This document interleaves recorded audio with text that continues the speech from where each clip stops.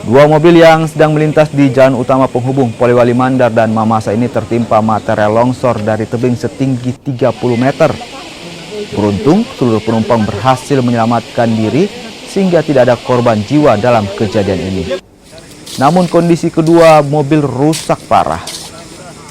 Material longsor yang menutup seluruh badan jalan dengan ketinggian mencapai 3 meter dan panjang sekitar 30 meter juga mengakibatkan arus lalu lintas dari dua arah pun macet total.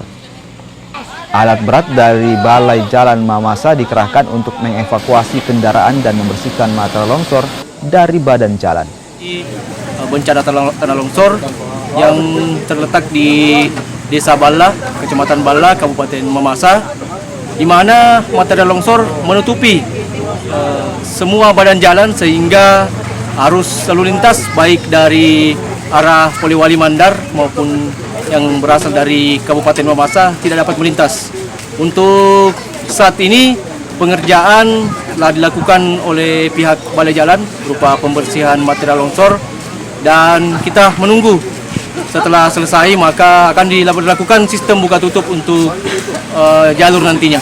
Tadi ada mobil yang terjebak, Pak, ya? Ya, ada dua mobil jenis Kalia dan mobil pickup.